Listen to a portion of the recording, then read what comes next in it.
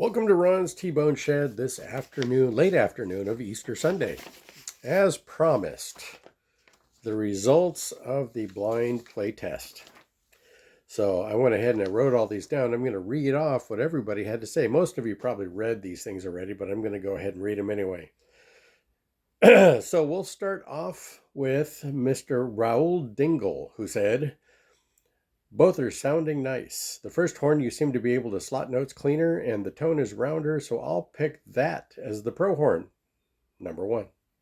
Second horn has a more direct sound and your note slotting was a bit off. That's me. That's not the horn. Probably because you're switching from horn to horn. Either way, they both sound nice, pretty nice, but I'm sure the price difference between the two is pretty wide." Well, you're correct. Also, you're playing very good, so stop bashing yourself. You know, I have high expectations of myself, knowing full well what my capabilities aren't. Okay, what we got here? So he goes, "You're not using filters or sound effects like a lot of people do these days, and it's raw and nice. So, love the channel." Thank you, Raul. Next one up, at R Surface. I don't know who that is. Okay, I'm going to guess the first horn was the pro horn. So that's 2 for the pro horn, being number 1. "I perceived a warmer tone and a greater resonance in the upper register." Appreciate it. Next person, at Riflebone. "Standard response is that it's the driver, not the car. You sound great on both, and I can't really tell, although I felt the second one was a bit squirrely." And again, that's on me. With the slotting note. So I'll pick number 2 as the student horn. Okay, once again, number 1 is the pro horn. Next one, Mr. Kevin McCallie. Kevin McCallie. "Ron, I've enjoyed your channel since discovering it. As far as a guess, I would say the first horn was the professional model." Okay, that's 3 for number 1 is the pro. And yep. Next one, Mr. Thomas Herrera 6587. "My guess is that the student horn was the first one." Okay, so he's the only one right now out of 3. So it's 1, 2, 3, 4 against 1. So Mr. Herrera said the first horn was the student horn. Brian at MSU. Brian D at MSU. "I think the second one sounded brighter, so I'm going to say that that was the student horn." So again, there's another one for number 1 being the pro horn. But I made it very tough. That's because I'm playing it. Okay, Mr. T-Bone Malone. After listening to this twice, it's really hard to tell. The first one sounds just slightly more resonant to me, slightly more bright in tone. I think the first one is the pro horn. So we have 1, 2, 3, 4, 5, 6 thinks the first horn was the pro horn, and 1 thinking the second one was the pro horn. Okay, Mr. Degalepassant 1186. "I do hope number 1 is the pro. More depth of sound, more colorful, like a good small bore Bach." That's a nice thing to say about that horn. Now, and by the way, I use the same mouthpiece on both horns, okay?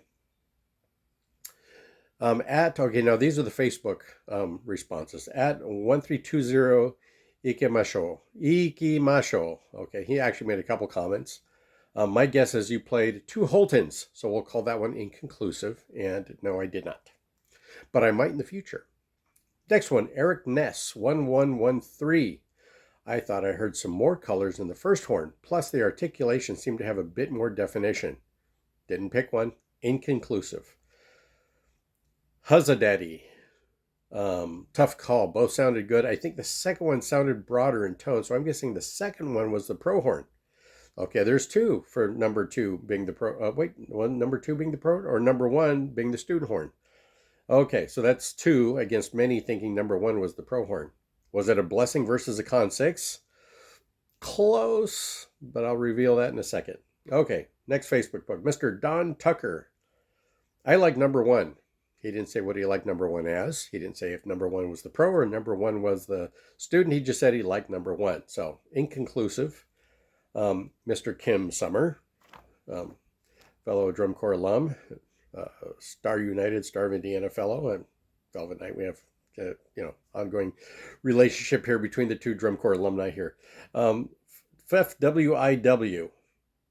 I preferred the tone of the first one for that song. Okay, and that one is also inconclusive because we don't know if he's choosing that one as the pro horn or the student horn. So I've got two numbers behind me. Number one being the student horn and number two being the pro horn. So now for the reveal. Okay, here we go. Oh, look at that. There's nothing there. Okay, so the first horn was the student horn. Well, what was it? It was, or it is, a Getzen 300 built in the 2000s. The Getzen 300 has an 8-inch bell, a 500 bore, and is made in America. So many of you thought the Getzen 300 was the pro horn. It also sports a nickel-plated slide. And the pro horn, as I said, it was close, is a 1971 Conn 6H, one that I restored. I wouldn't call it a full restoration. I'd call it a reconditioning because there are signs of repair. Like you'll see here on this top crook, it was kind of flattened and I rounded it out, so it's not brand new or pretty, but the rest of the horn is in pretty great condition. And you can see that here. And you can see that there's still some remnants of the old lacquer on the bell crook, the slide crook. And here on the Getzen, there's still a few little dings here that I haven't taken out on both areas here. And it's a little flat on the side here on the slide crook. But yeah, that's what y'all picked. So what do you think about that? So let me give you some stats on this. Okay, so I took some weights. I want you to notice that the Getzen is 2 pounds, 11.5 ounces in total weight, and the slide is 8.1 ounces, pretty standard. The 1971 Conn 6H, which I can't tell you if it's made in Elkhart or if it was Abilene. That was a transition period where they haven't fully moved everything to Abilene, and even after they moved to Abilene, the parts were still coming from Elkhart. But it's a great horn. It's put together really nice. I know because I took it apart and I put it back together. So it's in really wonderful shape. So the Conn 6H is 2 pounds, 15.9 ounces, basically 3 pounds. And the outer slide is 8.7 ounces. So the Conn is actually a little bit heavier. The outer slide's a little bit heavier. The Getzen is a little bit lighter. And many of you thought the Getzen was the pro horn. And that's Getzen's budget horn. So the Getzen 300, 400 series is their bottom price point instrument. Then it goes from there to the Capri, then it goes to the Eterna, then it goes to the custom models, you know, going up towards their professional line. But I beg to argue that every Getzen that they make from top to bottom in the tradition of like Olds and Reynolds, the one build standard for every horn. And the Getzens are still made in Elkhart? No, Elkhorn, Wisconsin. Elkhorn, Wisconsin. So what's the next big thing? I know, did anybody win anything? Well, here's the deal. Both of these horns are for sale. So the Conn, the 71 Conn, I'd say as a total rated number, I would rate it an 8 to an 8.5 out of a 10. Slide is very smooth. You may hear a little bit of motion on it because I don't have any lube on it. And there's a few dings, little tiny dings here and there. The Getzen, again, little tiny dings here and there, which I'm going to work out. Slide is also in very good condition. $300. So we're going to go $600 on the Conn 6H, $300 on the Getzen plus shipping. And shipping, depending on where you are, could be anywhere between $45 and $75. It just depends on where you're at. But what I do is that I save the boxes so you don't have to pay for boxes. I just pay for the shipping label direct. Okay, if we have to go through Reverb, then I have to bump my shipping up to $75 to cover processing fees and sales fees and all that other stuff. So if you're interested in purchasing one of these two horns, especially the one that many of you thought was the pro horn, let me know.